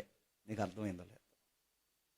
మూలమే డిస్టర్బెన్స్ అయితే, మూలమే పాడైపోతే, మూలమే ముద్దే చెడిపోతే అందు నుంచి ఎన్ని చిన్న చిన్న ముద్దలు వచ్చినా అన్ని గుర్తుపెట్టుకోండి, చెడిపోయిన ముద్దలే. అందుకే ఒక మనుషుల నుండి పాపము, పాపము నుండి మరణము, ఆ పాప మరణ బ్రీతులు మనుషులందరికీ సంప్రాప్తమయ్యాయి కనుక చెప్పండి, మరణం అందరికీ చెప్పండి సంప్రాప్తమైంది. ఇప్పుడు మీకు అర్థం అవ్వాలి, ఆదామవ్వల నుండి ఇమేజ్ గుర్తుపెట్టుకోండి మసక బారింది. అంటే దేవుణ్ణి సరిగ్గా మనిషి చెప్పండి, అద్దం ఎలాగైతే చెడిపోతే ప్రతిబింబాన్ని సరిగ్గా చూపించలేదో, మానవుడు ఆదాము తప్పు చేసిన తర్వాత, డిస్టర్బెన్స్ అయిన తర్వాత అక్కడి నుండి కూడా మనిషి దేవుణ్ణి సరిగ్గా చూపించకపోవడమే పాపం. అది సరిగ్గా మనం ఎక్స్పోజ్ చేయకపోవడమే పాపం. దేవుడు గుణగణాలతో కనబడకపోవడమే పాపం. ఆ లక్షణాలు మనకు ఉన్నాయంటే ఎందుకు లేవు? నేను ఇన్ని మెసేజ్లు చెప్తున్నాను, ఎందుకు లేవు? ఉన్నాయి. అదేంటండి వాళ్ళకు ఉండే లక్షణాలు మనకు వస్తాయంటే ఎందుకు రావు? 100కు 100% వస్తాయి. రావా? మిమ్మల్ని అడుగుతున్నాను, నాకు ప్రశ్నలకు సమాధానం చెప్పండి. మీ తాతలకు షుగర్ ఉంటే నీకు వస్తుందా లేదా? కళ్ళు మూసుకుంటూ చేస్తుంది. తాతకి షుగర్ ఉంటే వస్తుంది, తాతకి బీపీ ఉంటే వస్తుంది, తాతలకు గుండెపోటు ఉంటే నెక్స్ట్ నీకే పోటు. గుర్తెట్టుకో. నీకేమర్థమవుతుంది? తాతలకి బామ్మలకి డిసీజులు ఉంటే మనకు వచ్చినప్పుడు నేను అడుగుతున్నాను, తలకాయలకి ఏముంటే ఆ జబ్బులే మనకు వారసత్వంగా వస్తే, జబ్బే వచ్చినప్పుడు ఈ తలకాయలకున్న బుద్ధులు మనకు రావా? వచ్చాయి. అదే పాపం. దేవుడు వాళ్ళని అలా తయారు చేయలేదు. దేవుడు వాళ్ళ అలా మసకబారిపోవాలనుకోలేదు. దేవుడు అలా డిస్టర్బెన్స్ చేయాలనుకోలేదు. దేవుడిలో లేని ఆ గుణగణాలు సాతాను తెచ్చింది. సాతాను నేర్పించిన ఆ తప్పుడు ఉపదేశాన్ని వాళ్ళిద్దరూ బురకెక్కించుకున్నారు. మంచి చెడు తెలుగు వృక్ష ఫలాన్ని ఎప్పుడైతే తిన్నారో, ఆ తిన్న వృక్ష ఫలం దగ్గర నుంచి వీళ్ళు ఏమేమి చెప్పినా వాళ్ళ మానసిక శారీరక శిక్షణ తెచ్చుకొని దేవుడిచ్చిన పూర్తి ఇమేజ్ని చెప్పండి మసకబారినదిగా మార్చేశారు. ఇంత స్టోరీ చెప్తే లింగులింగం అని 10th క్లాస్ పాస్ అయిపోయి మన పిల్లలు ఏమంటారు చెప్పండి? ఈ మధ్య చాలామంది కరోనాలో పాస్ అయిపోయారు, లేకపోతే పాస్ అవ్వకపోతారు. ఇంటర్ 10th ఇంటర్ డిగ్రీకి వెళ్ళేసరికి లింగులింగం అని మాట్లాడంటే అసలు దేవుడు ఉన్నాడా? నిజంగానే దేవుడి వల్లే మనం చేయబడ్డామంటే ఇలాంటి ఎర్రబోగులు ఎవరినోటే ఇలా చెప్తున్నాను, అరే అయ్యా మనం దేవుడి వల్లే సృష్టింపడ్డాం. కారణం ఏంటి చెప్తున్నా? నీ టెక్స్ట్ బుక్ ఒక వాగుడు వాగుతుంది. ఆ వాగుడు ఏంటంటే నీ టెక్స్ట్ బుక్ ఏమంటుందంటే, మనమంట దేవుడి నుంచి రాలేదంట, మనమంట దేవుని చేతుల్లో చేయబడలేదట, మనమంట ఆదామావుల నుంచి రాలేదట. మరి దేని నుంచి వచ్చామంట చెప్పండి? కోతుల నుంచి వచ్చాను. అడుగుతున్నాను, ఎవరైనా ఈ సిద్ధాంతాన్ని నమ్మే వాళ్ళు ఎవరైనా ఉంటే నేను అడుగుతున్నాను, మనం కోతుల నుంచి వచ్చామన్న దానికి ప్రాక్టికల్గా రుజువు ఏమైనా ఉందా? ఎవిడెన్స్ ఉందా? డార్విన్ థియరీ చెప్పాడు తనక, థియరీ చెప్పాడు తప్ప దానికి ప్రాక్టికల్ గా ప్రూవ్ చేయబడిన ఒక ప్రాక్టికల్ ఎవిడెన్స్ ఉందా? ఎవల్యూషన్ థియరీలో వచ్చే దరిద్రమైన అలవాటు ఏంటి చెప్పనా? ముందు ఒక కోతి ఇలా పాకిందంట, తర్వాత ఒక కోతి పైకి లేచిందంట, ఆ కోతే కొంచెం ముందుకెళ్ళే పైకి లేచిందంట, ఆ కోతి ఇంకా పైకి లేచి సుత్తట్టుకుందంట, తర్వాత వంట చేసుకుందంట, ఆ తర్వాత ముందుకు వచ్చిందంట, తర్వాత బట్టలు వేసుకుందంట, ఇప్పుడు వచ్చి కంప్యూటర్ దగ్గర కూర్చుందంట. ఏంటి ఇవన్నీ కోతులు అంటే మనందరం ఎవరు? నువ్వు నిజంగానే మనం కోతులైతే ఈసారి ఆధార్ కార్డులో మీ నాన్న పేరు ఎలా రాయించు? సన్నా పెద్ద కోతి అని రాయించు అంటావా? సన్నా పెద్ద కోతి అని నీ కాన్సెస్ ఒప్పుకుంటుందా? మా తాత ఒక పెద్ద కోతి, తర్వాత మా నాన్న ఒక కోతి, నేను ఒక కోతినని రాయ్. కోతుల నుంచి మనం వచ్చామంటే నేను అడుగుతున్నాను, ప్రాక్టికల్గా కొన్ని క్వశ్చన్స్ అడుగుతున్నా, నాకు ఆన్సర్ చెప్పండి. చదువుకున్న తమ్ముళ్ళు చెల్లెలు ఎవరైతే ఉన్నారో, ఒకవేళ మనం కోతుల నుంచి వస్తే, ఎందుకంటే ఇమేజ్ అనేది మనకు అర్థం కావాలి, మనం కోతుల నుంచి వస్తే నేను అడుగుతున్న ప్రశ్న, అప్పుడున్న కోతులు జాతి ఇప్పటికి ఉందా లేదా? ఉంది. ఇప్పుడు అడుగుతాను, ఆ కోతులు పరిణామక్రమం చెంది మనుషులైతే మరి ఈ కోతులు ఎందుకు పరిణామక్రమం చెందట్లేదు? ఈ మధ్యనండి కొంచెం కోతి పరిణామక్రమం చెంది స్కూల్లో జాయిన్ అయిందని ఎప్పుడన్నా విన్నావా? స్కూల్లో జాయిన్ అయింది ఎక్కడన్నది? కోతులన్నీ కలిసి నడుతున్నారు. కోతులన్నీ కలిసి అవి కాన్షియస్ లోంచి ఒక రాజ్యాంగం రాసుకున్నాయండి. ఈ మధ్యన ఉందా? ఎలా వచ్చింది ఈ కోతుల థియరీ అంటే, ఆ కోతుల మొక్కలు అక్కడెక్కడో ఆఫ్రికా వెళ్ళాడు కండి డార్విన్ గారు, అక్కడికి వెళితే ఆ కోతులకి నల్ల మొక్కలు దగ్గర ఉండేసరికి మనుషులు కోతుల నుంచి వచ్చాడని థియరీ రాస్తాడని. థియరీ కొంతమందిని అడుగుతాను, కొంతమంది కోతుల్లో ఉంటారు, కొంతమంది గుర్రాల్లాగా కూడా ఉంటారు. గుర్రాల నుంచి వచ్చారా అడుగుతున్నాను. మొక్కలు బట్టి చెప్పేస్తాను. అందుకే భారత ప్రభుత్వం ఈ మధ్యకాలంలో ఇది సైంటిఫిక్ ఎర్రర్ అని చెప్పి టెక్స్ట్ బుక్కుల్లో నుంచి ఏం తీస్తారు చెప్పనా? డార్విన్ సిద్ధాంతం తీస్తారు. మీరు ఈ మధ్య మీరు చూసారు, సైంటిస్టులో సగానికి సగం కోతుల సిద్ధాంతం ఒప్పుకోరు. ఇవన్నీ ఎందుకు చెప్తున్నానంటే, మనకి మనస్సాక్షి ఉంది, కోతులకి చెప్పండి మనస్సాక్షి లేదు. మనకు గుణగణాలు ఉన్నాయి, వాటికి గుణగణాలు లేవు. తప్పప్పులు వాటికి తెలియదు, తప్పప్పులు మనకు తెలుసు. ఇవన్నీ ఎలా వచ్చాయంటే, మొట్టమొదటి మానవుడిని దేవుడు తయారు చేసి ఆ మానవుడికి గుణగణాలు పెట్టి ఆ మానవుడిని దేవుడు తయారు చేసి సృష్టిలో వదిలితే వాళ్ళ ఆజ్ఞ అతిక్రమించారు. సాతాన మాట విని, ఆ సాతాన మాట విని ఎప్పుడైతే ఆజ్ఞ అతిక్రమించారో ఆ తప్పప్పుల స్వభావం ఆ కప్పుకునే స్వభావం, ఆ తప్పు చేసిన తర్వాత మనం పుట్టాం గనక అవే కప్పుకునే స్వభావం మనకనే చెప్పండి వచ్చేసింది. జబ్బులే వచ్చినప్పుడు స్వభావాలు వస్తాయి, వచ్చేసి. అందుకే మీరు చూడండి, నేను చాలా దిక్కుని చెప్పింది మీకు చెప్తున్నాను వినండి. మీ పిల్లలు ఎవరైనా బాగా చదివించిన తర్వాత ఆడు ఫెయిల్ అయిపోయాడు అనుకోండి, రే నీకు మళ్ళీ సంవత్సరానికి ₹1,00,000 నీకు బస్సు ఫీజు, యూనిఫామ్, మళ్ళీ నీకు మళ్ళీ మధ్యలో స్నాక్స్, ఇంత పెట్టుబడి ఇట్టకి ఎలా ఫెయిల్ అయిపోయాడు, ఏంటి ఈ ప్రోగ్రెస్ రిపోర్ట్ ఏంటి అని అడిగితే ఈడు అన్నాడట, ఈసారి నేను బాగా చదువుతాను డాడీ అనకుండా ఈడు ఏమన్నా చెప్పనా, నేనే కాదు ఆడు ఫెయిల్ అయిపోయాడు అన్నాడు. ఇవన్నీ చూస్తుంటే మీకు ఏం గుర్తొస్తుంది చెప్పండి? నువ్వెందుకు ఫెయిల్ అయిపోయావని అడిగితే నేను ఎందుకు ఫెయిల్ అయిపోయానని చెప్పకుండా ఈడు ఎవరైపు చూపిస్తున్నాడు చెప్పండి? ఇది ఎక్కడైనా చెప్పనా? అచ్చు ఏదేం తోటలు ఇదే సమాధానం వచ్చింది. మీరు చూడండి, ఆదాం ఎందుకు ఫెయిల్ అయిపోయావంటే ఆదాం ఏమంటే చెప్పనా, నేనే కాదు చెప్పండి ఆవిడ ఫెయిల్ అయిపోయింది అన్నాడు. ఆవిడని అడిగితే ఏమని చెప్పండి, ఆవిడందే అది ఫెయిల్ అయిపోయింది అంటే మీకు ఏమర్థమవుతుంది? ఈ గెంటేసుకునే స్వభావం పిల్లల్లోనే చెప్పండి ఉంది. ఈ లక్షణాలు ఆ వయసుకి వాళ్ళకి ఎలా వచ్చాయి నేను మళ్ళీ చెప్తాను. అదే పతనమైపోయిన స్వభావం, దాన్నే పాప స్వభావం. దాన్ని ఈ పాప స్వభావం మనలోకి వచ్చింది. ఈ వచ్చిన స్వభావం ఏదైతే ఉందో ఇది మనలో ఉంది. దాన్నే పౌలు గారు ఏమంటారంటే మిస్ అయిపోయాం. ఏం మిస్ అయిపోయాం? దేవుడిచ్చిన ఒరిజినాలిటీని మిస్ అయిపోయాం. ఏ టార్గెట్ మిస్ అయిపోయాం? ఆయన ఇమేజ్ని మిస్ అయిపోయాం. ఏ పాలు పంపులు కోల్పోయాం? ఆయనతో ఉండే కమ్యూనికేబుల్ పాలు పంపులు కోల్పోయాం. ఆ లక్షణాలు కోల్పోయాం, ఆయన గుణ లక్షణాలు కోల్పోయాం, టార్గెట్ మిస్ అయిపోయాం. ఆయన ఏ పర్పస్ తో చేశాడో ఆ పర్పస్ మిస్ అయిపోయింది. అనవసరమైన దుర్గుణాలు మనలోకి వచ్చాయి. ఇదే పాపం. అందుకే చూడండి, ఎందుకు చంపుకుంటున్నారు, ఎందుకు అబద్ధాలు ఆడుకుంటున్నారు, ఈ అసూయలు, దుర్మార్గత, ఈ కార్యాలన్నీ ఎలా వచ్చాయంటే ఇమేజ్ డిస్టర్బెన్స్ అయింది. ఇప్పుడు చెప్పండి, ఇది వస్తే ఏమైందంటే అది పాపం అయితే. ఇప్పుడు ఆ 23వ వచనం చదవండి, 3వ అధ్యాయం త్వరగా. 3వ అధ్యాయం 23వ వచనం, అదే రోమిలికి రాసిన పత్రిక 3వ అధ్యాయం 23వ వచనం. అందరూ పాపము చేసి దేవుడు అనుగ్రహించు మహిమను పొందలేకపోవచ్చున్నారు. బాగా వినండి, ఏ భేదము లేదు. అందరూ పాపం అంటే మిస్ అయ్యాం. పాపం అంటే పాలు పంపులు కోల్పోయాం. పాపం అంటే దేవుని గుణాలకు దూరం అయిపోయాం. పాపం అంటే ఒరిజినాలిటీ మిస్ అయిపోయాం. ఇది మీకు అర్థమైతే ఏ భేదం లేదు, అందరూ ఒరిజినాలిటీ మిస్ అయిపోయాం. మీకు అర్థమైతే మిస్ అయిపోయిన మనకి ఏం పొందలేకపోతున్నామంటా చెప్పండి, ముగిద్దాం. దేవుని మహిమను పొందలేకపోతుంది. ఇక్కడ జాగ్రత్తగా వినండి, దేవుని మహిమ అంటే వీడితో గొడవ కాదనుకున్నట్టు చూడకండి నా వైపు. చెప్పండి, మిమ్మల్ని అడుగుతున్నాను, పాపం అంటే ఏంటో చూసాం, ఇప్పుడు అడుగుతున్నాను, మహిమ అంటే ఏంటి? పాపం అనగానే గుర్తింపు కోల్పోయామని చూసాం. మరి మహిమ అంటే ఏదో దేవుడు మహిమ ఇవ్వాలనుకున్నాడట, ఆ మహిమను కోల్పోయామంట. మహిమ అంటే ఏంటి అడుగుదాం. మహిమ అంటే ఏంటని మనం ఎవరినైనా అడిగితే రకరకాలు చెప్తారు.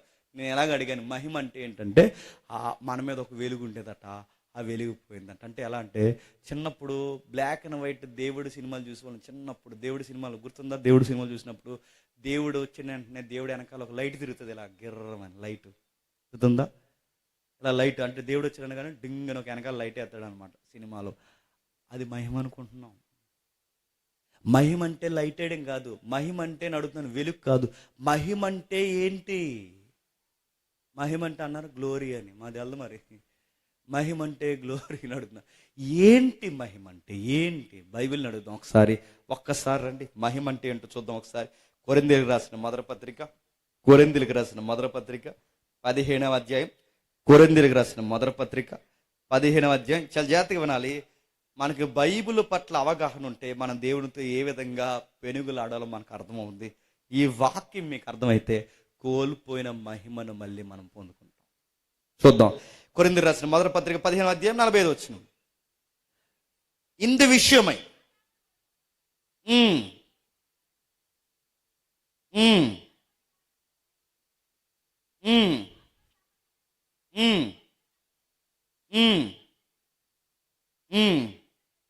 ఓకే అని చెబుతూ ఒక మాట అంటాడు. మీరు చూడండి, ఆ మాట నేను మిస్ అయ్యాను. ఒకసారి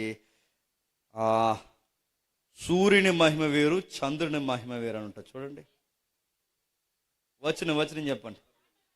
41 వచనం చదవమ్మా. సూర్యుని మహిమ వేరు, చంద్రుని మహిమ వేరు. ఇప్పుడు చెప్పండి, అయితే ఒక మాట చెప్తున్నాడు, సూర్యుని మహిమ వేరు, చంద్రుని మహిమ వేరు, నక్షత్రాల మహిమ వేరు.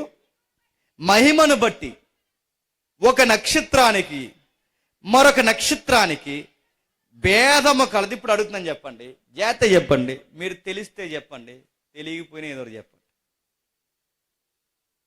చెప్తేనే కదా అర్థమవుతుంది.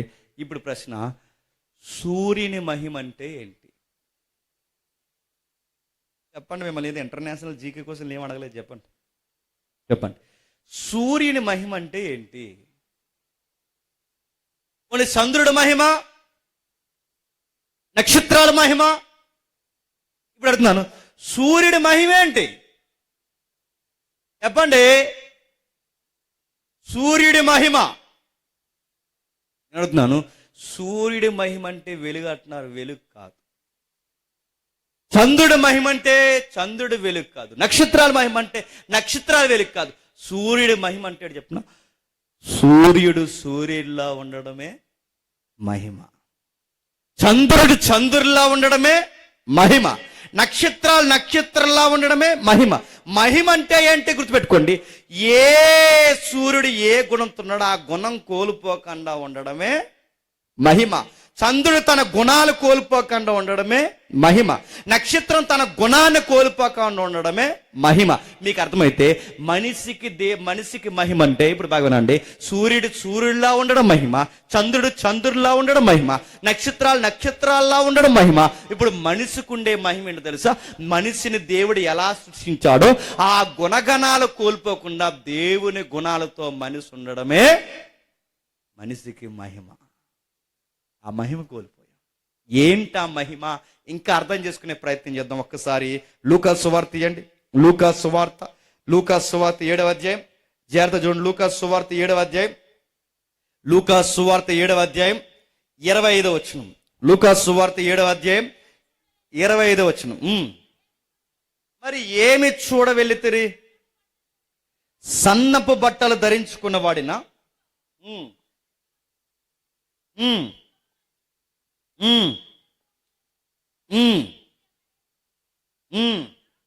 ప్రవక్తన? ఇప్పుడు చెప్పండి, సందర్భం చెప్తాను జాగ్రత్తగా. యేసుప్రభు వారు సమాజంతో మాట్లాడుతున్నాడు. సమాజంతో మాట్లాడుతున్నప్పుడు వాళ్ళని కొన్ని క్వశ్చన్స్ అడిగాడు. ఆ ప్రశ్నలో ఒక ప్రశ్న ఏంటంటే, మీరు అరణ్యానికి దేన్ని చూడడానికి వెళ్ళాడని సమాజాన్ని అడుగుతున్నాడు ప్రజల్ని. అరణ్యానికి వెళ్ళేవారు కదా ప్రజలు. అరణ్యానికి మీరు చూడడానికి వెళ్ళారు. ఏం చూడడానికి వెళ్ళారు? మీరు గడ్డిని చూడడానికి వెళ్ళారా? అరణ్యంలో మీరు ఏం చూడడానికి వెళ్ళారు? రెల్లు అంటే గడ్డి చూడడానికి వెళ్ళారా? లేదా అరణ్యానికి దేనికి వెళ్ళారు? రాజు ఉంటాడని వెళ్ళాడా? రాజు ఎక్కడ ఉంటాడు? అరణ్యంలో ఉంటాడా, ప్యాలెస్లో ఉంటాడా? ప్రభు అడుగుతున్నాడు ఆ రోజు, రాజు ఎక్కడుంటాడు? రాజు భవంతులు ఉంటాడు. అడుగులో ఎవరుంటారు? గడ్డి ఉంటుందా? అడుగులో ఎవరుంటారని మీరు వెళ్ళారు? ప్రవక్త ఉంటాడని వెళ్ళాడు. ప్రవక్త ఎవరు? బాప్తిజం ఇచ్చు యోహాను. అంటే మీరు అరణ్యానికి ఎందుకు వెళ్ళారు? నది ఆవర్తనకి ఎందుకు వెళ్ళారు? ప్రవక్తను చూద్దామని వెళ్ళారు. ఆ రోజుల్లో ఆ ప్రవక్త ఎవరు? బాప్తిజం ఇచ్చి యోహాను.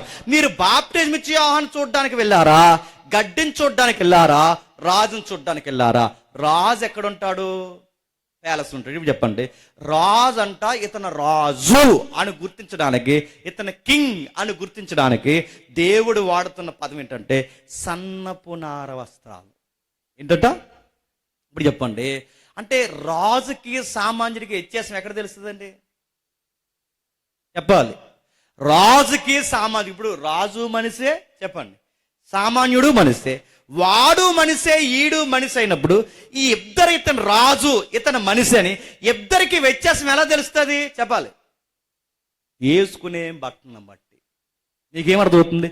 బట్టలు మనిషికి గౌరవాన్ని ఇస్తాయంటే ఇస్తాయి. అందుకే గుర్తుపెట్టుకోండి, బట్టలు మనిషికి గౌరవాన్ని ఇస్తాయి కనుకే కొనుక్కుని బీరువాల్లో పెట్టుకోకండి. చెప్పండి. వేసుకుని కొంతమంది కొక్కరితో పెంచుంటారు, వేసుకోరు బట్టలు. మరి ఎందుకు కొనుక్కుంటారు? వాటిని అలా చూసుకుని ముడిపోతారు. సగం మంది కొంతమంది బట్టలు కొనుక్కోకుండానే చచ్చిపోతారు, బట్టలు వేసుకోకుండానే చచ్చిపోతారు. మరి కొనుక్కున్నా ఎందుకు అడుగుతున్నాను? కొనుక్కున్నా వేసుకోండి, ఇంటి దగ్గరనే వేసుకోండి, ఎక్కడన్నా వేసుకోండి. బట్ట వేసే బట్టను బట్టి మనిషికి గౌరవం ఉంటుంది. చాలా మందికి తెర ఉండదండి ఆ బట్టలు వేసుకోవడం. మీరు చూసారా? తెర ఉండదు వాళ్ళకి. అడుగుతున్నాను, వీడికి అన్నిటికీ బాగానే వచ్చి పెడతారు కానీ మంచి బట్ట మాత్రం కొనుక్కోడు. తీసుకొచ్చి కానీ అడుగుతున్నాను, మంచి సొక్క వేసుకోవడం తప్ప, మంచి వస్త్రం వేసుకోవడం తప్ప ఈ సొసైటీ మొట్టమొదటి గౌరవం ఎక్కడొస్తా చెప్పినా, నువ్వు వేసుకునే బట్టలను బట్టి గౌరవిస్తుంది. గుర్తుపెట్టుకో. మనం ఇంటి దగ్గర ఉన్నా బయట తిరిగినా ఆడవాళ్ళు అయితే నైటీతో తిరుగుతారు. ఇంక ఈ నైటీ 24 hours నైటీ అయిపోయింది. ఇక మగవాళ్ళకి అయితే ఇంకా ఆ లింగి ఆ జబ్బాల పని చేసుకుని తిరుగుతాడు. అది తెలుసుకోండి. మీ ఇంట్లో ఉన్నప్పుడు నేను సీరియస్ చెప్తున్నాను, ప్రాక్టికల్ విషయం చెప్తున్నాను. మీ పిల్లలు నాణ్యమైన బట్టలు వేసుకోవాలి అంటే ముందు డ్రెస్ కోడ్ మీలో చూడాలి. గుర్తుపెట్టుకోండి. మీరు బట్టలు వేసుకోవడం మీ పిల్లలు చూడాలి. మీరు శివుడి ముక్కులు వేసుకుని తిరిగితే మీ పిల్లలు కూడా శివుడి ముక్కులు వేసుకుని తిరుగుతారు. అందుకమ్మా నేను మెజారిటీ చెప్తాను, ఎవరైనా నాకు తెలిసిన వాళ్ళు కానీ ఇంట్లో కానీ చెప్తాను, స్నానం చేయి, మంచి బట్టలు వేసుకో, ఇంట్లో చక్కగా నీట్గా ఉండండి. నేను సీరియస్ చెప్తాను, ఇంట్లో ఉండాలి. మన నెక్స్ట్ జనరేషన్ మన డ్రెస్ కోడ్ని వాళ్ళు చెప్పండి ఫాలో అవ్వాలి. ప్రభు అంటున్నాడు, సన్నపు నార వస్త్రాలను ధరించుకున్నాను చూసి చెప్పొచ్చు అట. ఏమని? ఇతను రాజు. చెప్పండి, సీఎం గారు సామాజికుడు వస్తే సీఎంకి ఆయనకి తేడా ఎక్కడ తెలుస్తుంది చెప్పండి? ఆయన వేసుకునే కాస్ట్లీ డ్రెస్ ఉంటుంది చూసారు, అక్కడ తెలుస్తుంది. అంటే బట్ట మనిషికి ఏమిస్తుంది చెప్పండి? గౌరవం ఇస్తుంది. బట్ట మనిషికి ఏమిస్తుంది? ఘనతనిస్తుంది. బట్ట మనిషికి ఏమిస్తుంది చెప్పండి? మహిమిస్తుంది. ఏమిస్తుంది? మహిమిస్తుంది. ఇది గుర్తుపెట్టుకుని ఎందుకు చెప్తున్నాను? రెండో వాక్యం చూడండి. మరొకటి ఆది కాండము 45వ అధ్యాయం. ఆది కాండము 45వ అధ్యాయం. ఆది కాండము 45వ అధ్యాయం 13వ వచనం. ఆది కాండము 45వ అధ్యాయం 13వ వచనం. ఐగుప్తిలో నా కలిగిన సమస్త ఘనతను నేను చూసిన యావత్తు నా తండ్రికి తెలియచేసిన. ఇప్పుడు చెప్పండి, ఐగుప్తిలో నాకు కలిగిన సమస్త ఘనత. ఇప్పుడు కాంటెక్స్ట్లో ఎవరు? యోసేపు. యోసేపుకి వచ్చిన ఘనత ఏంటి?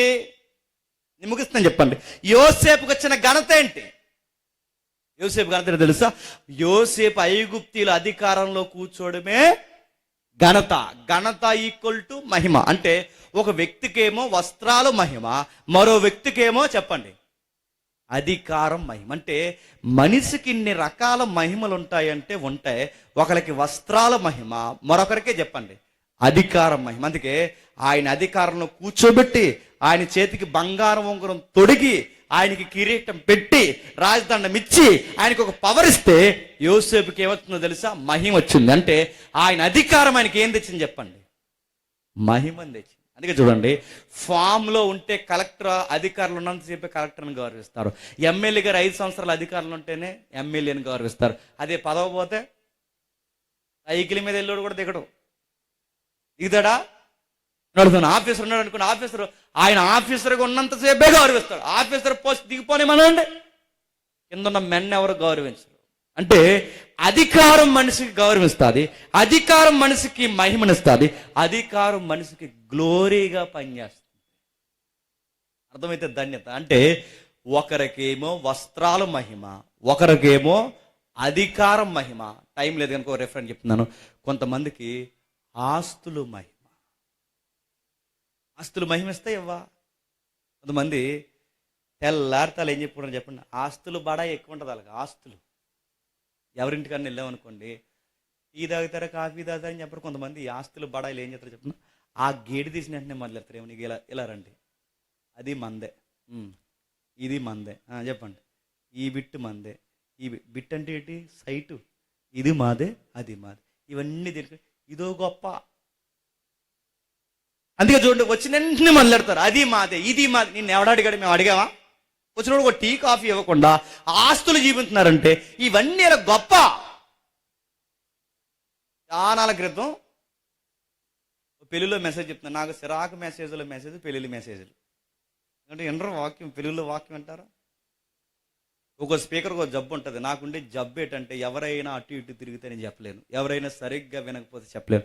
మీరిద్దరు అక్కడ కూర్చుని మీరు ఒకరి మొక్కను ఒకరు చూసుకుని మాట్లాడుకున్నా చెప్పలేను. ఎందుకంటే వీళ్ళు ఏదో మాట్లాడుకున్నారు అనుకుంటాను నేను. ఒక స్పీకర్కి ఒక వీక్నెస్ ఉంటుంది, గుర్తుపెట్టుకోండి. ఆ రోజు నేను వాకింగ్ చెప్తుంటే అందరూ బాగానే వింటున్నారు. పెళ్లి కొడుకు వింటుంది, పెళ్లి కూతురు వింటుంది, పెళ్లి కొడుకు వింటున్నాడు, అందరు వింటున్నారు, ఈ చుట్టం పట్టం అందరు వింటున్నారు, ఈ సంసారం కూడా బాగానే చెప్తున్నారు, అందరూ వింటుంటే ఒక ఆవిడ వింటలేదు, 70 సార్లు లేచింది. ఆ పెళ్ళికొడుకు గాడికి నాకు తెలిసిన నేను అడిగాను, మరి ఎందుకురా అన్నిసార్లు మీ అత్త లేచింది?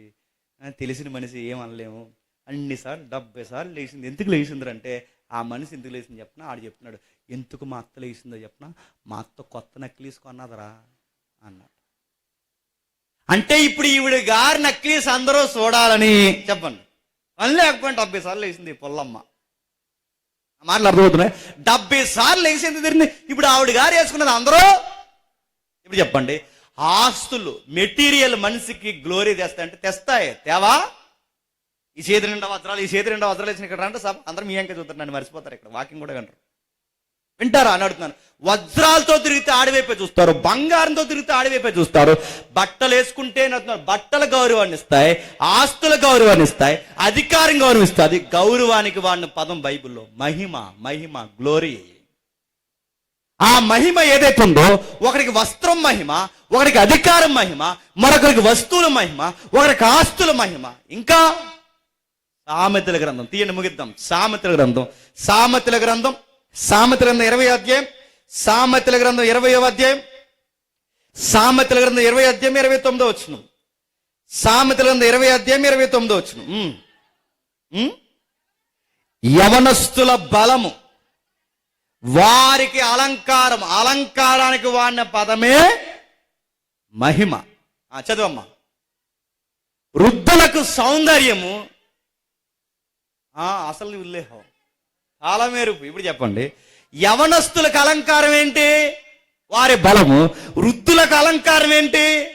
వాళ్ళ తల. ఇప్పుడు చెప్పండి, యవనస్తులకి మహిమ ఏంటి? వాళ్ళ బలము.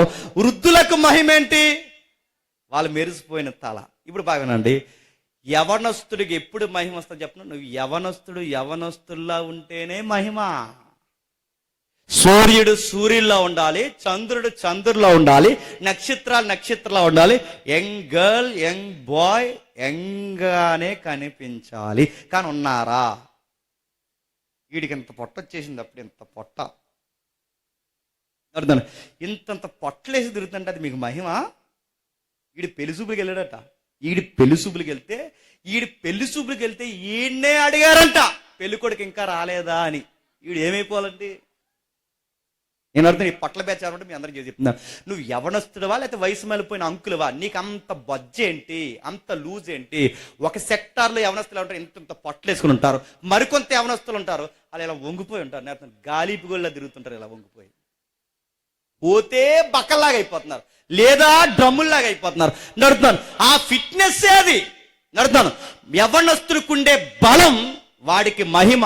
ఫిట్ గా ఉండాలి యవనస్తుడు అంటే. తిండికి తగ్గ పని, పనికి తగ్గ తిండి, చక్కటి ఫిట్నెస్ మెయింటైన్. ఏది? వయసు అవ్వకుండా అనే బట్టబరలో, వయసు అవ్వకుండా అనే ఆ బొజ్జలో, వయసు అవ్వకుండా అనే ఈ దవల్లో, ఈ అంకుల క్యాండిడేట్లు నడుతున్నాయి. ఇవన్నీ దేనికి? ఇది నీ గౌరవమా? నీ ముఖం ముందు ఎవడో చెప్పడేమో కానీ వెనకాల ఎంత కామెంటరీ జరుగుతుందో తెలుసా? మళ్ళీ అడుగుతాను, వీలైతే నడుతాను, ఈ మాట నీకు కసిగా ఉంటే తగ్గించు. రేపు నుంచి రైస్ దొరకదు అన్నట్టు తినకు, తగ్గించు. తగ్గింది మహిమ. యవనస్తుడికి బలం అలంకారం. వాడి బలం గుర్తుపెట్టుకోండి, ఆడి అరికాల మొదలుకొని నడినెత్త వరకు వాడి ఫిట్నెస్ వాడికి మహిమ. సామెత చెప్తుంది, ఒకరికి వస్త్రాల మహిమ, ఒకరికి అధికారం మహిమ, ఒకరికి వస్తువుల మహిమ, ఒకరికి ఆస్తుల మహిమ. యవనస్తుడికి చెప్పండి బలము మహిమ. సీనియర్స్కి ఏంటి మహిమ? అక్కడ రాశాడు చూడండి, వాళ్ళ మెరిసిపోయిన తల, తెల్లెంటికలు వాళ్ళకి మహిమ. ఈ గుడ్డి బ్యాచ్ ఏం చేస్తారంటే వాటికి కాటికి రాసేస్తారు. కాటికి మరి అయ్యా, నువ్వు కాటికి రాసేసినా తెలిసిపోతుంది కాటికని మాకు. అందుకే అడ్వర్టైజ్మెంట్ ఏంటి చెప్పిన, తెల్ల వెంట్రుకలు పీకేయకండి, అలా గోద్రేజ్ ఆయిల్ కట్ చేయండి. ఇలా నువ్వు గోద్రేజ్ ఆయిల్ రాసినా మాకు తెలిసిపోద్ది. అసలు యవనస్తు గుర్తుపెట్ట, యవనస్తులకి బలం ఎంత అలంకారమో వృద్ధులకి అందం ఏంటో చెప్పిన, ఆ తల్లెంటుకలే. సిరి చెప్తాను, తెల్లెంటుకలు బాగుంటాయి, అలా ఉంచండి. ఒక వయసు మళ్ళీపోయిన ఒక తెల్లెంటుకలు వేసుకుని ఇక్కడ నిలబడి మాట్లాడితే ఎంత సీనియారిటీ ఉంటుందండి. ఆయన మాటకి వెయిట్ ఉంటుంది. నువ్వేం చెప్తావు? నువ్వు ఇంకా యంగ్ అయిపోదాం అనుకుంటావు. నువ్వు గడ్డానికి వేసేస్తావు, మీసాలకు వేసేస్తావు. ఈ ఇవి మాకు తెలిసిపోతుంది, నువ్వు వేసావని మాకు. మళ్ళీ చెప్తున్నాను, నీ సీనియారిటీ అలా ఉంచు. మెరిసిపోయిన తల కిరీటం అలా ఉంచు. ఈ మెరిసిన వెంట్రుకలు, తెల్లెంటుకలు అవి సీనియారిటీ అలా ఉంచు, వాటిని జాగ్రత్తగా ఉంచు, వాటిని మెయింటైన్ చేయి. నీ అనుభవం కొట్టొచ్చినట్టు నీ బాడీ స్ట్రక్చర్లో కనబడాలి. గుర్తుపెట్టుకో, ఇది కనబడుతూ ఉండాలి. ఇప్పుడు చెప్పండి, అనుభవము ఒక మహిమ, బలము ఒక మహిమ, వస్త్రము ఒక మహిమ, అధికారము ఒక మహిమ, ఆస్తులు ఒక మహిమ, వస్తువులు ఒక మహిమ. అంటే ఒక్కొక్కరిలో ఒక్కొక్క మహిమ మానవాళ్ళలో కనబడుతుందా లేదా? ఇప్పుడు మీకు అర్థమైతే ఏ భేదము లేదు, అందరూ పాపం చేసి ఏం పొందలేకపోయారట? దేవుని మహిమ. ఇప్పుడు చెప్పండి, ఇన్ని మహిమలలో ఏ మహిమ పొందలేకపోయారు? ఏం పొందలేకపోయారంటే ఈ మహిమలన్నీ కోల్పోయారు. అర్థమైతే దాన్ని అంటే నిజానికి ఒకరిలేమో బలం కనబడుతుంది, ఒకరిలేమో సీనియారిటీ కనబడుతుంది, ఒకరిలేమో ఆస్తులు కనబడుతుంది, ఒకరి దగ్గర వస్తువులు కనబడుతుంది, ఒకరి దగ్గర ఏమో అధికారం కనబడుతుంది. ఇవన్నీ ఒక్కొక్కరిలో చెదిరిపోయినట్టు కనబడుతున్నాయి తప్ప ఇవన్నీ ఒక్కడికుంటే బలం ఉన్నవాడికే అనుభవం ఉండి, అనుభవం ఉన్నవాడికే బలం ఉండి, ఈ రెండు ఉన్నవాడికే ఆస్తి ఉండి, ఆస్తి ఉన్నవాడికే అధికారం ఉండి, అధికారం ఉన్నవాడికే మంచి మనసు ఉంటే, ఆ మనసులో ఇవన్నీ ఉంటే ఆ మనిషి ఎలా ఉంటాడు చెప్పండి? దేవుడు కోరుకున్న మహిమతో ఉంటాడు. అది పోయింది. నేను ముగిస్తున్నాను. అంటే ఇవన్నీ ఒకరికే ఉండేవంటే ఉండేవి కాదు, ఉండేవి. ఇవన్నీ ఒక్కరికి ఉండే, ఇవన్నీ ఒకరికి ఉండే. ఎవరికి ఉండేది? ఆదాముకి ఏముండేది తెలుసా? ఒక మహిమా వస్త్రం ఉండేది, పోయింది. ఆదాముకి ఏముండేది తెలుసా? ఈ యూనివర్స్ అంతటి మీద రాత్రి మాట్లాడుకోవడంగా ఈ యూనివర్స్ అంతటి మీద ఆదాముకి అధికారం ఉండేది, అధికారం పోయింది. ఆదాముకి ఏముండేది తెలుసా? ఎప్పటికీ వాడబారని బలం ఉండేది.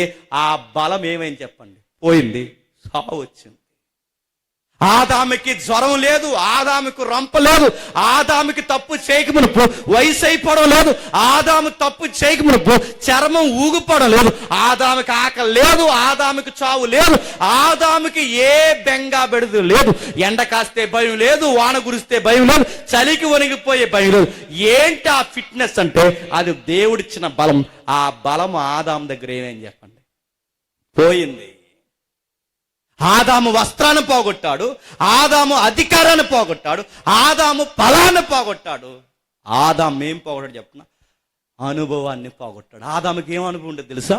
తన భార్యని దేవుడు తయారు చేస్తున్నప్పుడు, అవ్వమ్మను తయారు చేస్తున్నప్పుడు, అప్పుడు ఆదాము నిద్రపోయాడట, గాఢ నిద్రలో. గాఢ నిద్రలో ఉన్న ఆదాముకి ఏం తెలిసిందో తెలుసా? దేవుడు అవ్వను ఎలా తయారు చేశాడో చూడకుండానే చెప్పేశాడు. అంటే ఇంత ఎక్స్పీరియన్స్ మనిషికి ఉండేది. ఈ లక్షణాలు, ఈ గుణాలు, ఈ యాట్రిబ్యూట్స్ అన్ని ఏమైనా చెప్పండి? పోయినాయి. ఈ పోయిన దాన్ని ఏమైనా అన్నారు తెలుసా? మహిమను కోల్పోయారు. అందుకే నేను అడుగుతున్నాను, ఇప్పుడు బాగానే ఉన్నాను అడుగుతున్నాను. పుట్టినప్పుడు ఒకలా ఉంటున్నాం, యంగ్ ఏజ్లో ఒకలా ఉంటున్నాం, మిడిల్ ఏజ్లో ఒకలా ఉంటున్నాం, మిడిల్ ఏజ్ దాటేకని అడుగుతున్నాను. తర్వాత వృద్ధాప్యంలో సీనియర్ ఒకలా ఉన్నాం. ఎందుకు అలా మారిపోతున్నాం? నేను అడుగుతున్నాను. మీరు 2 years బ్యాక్ దిగిన ఫోటో ఒక్కసారి మీరు దగ్గరెట్టుకుని చూసుకోండి. ఆ ఫోటోకి ఇప్పుడు మీరు దిగిన ఫోటోకి తేడా చూడండి. ఏంటి ఆ తేడా ఎందుకు వస్తుంది? కోల్పోయాం. మాట్లాడుతుంది.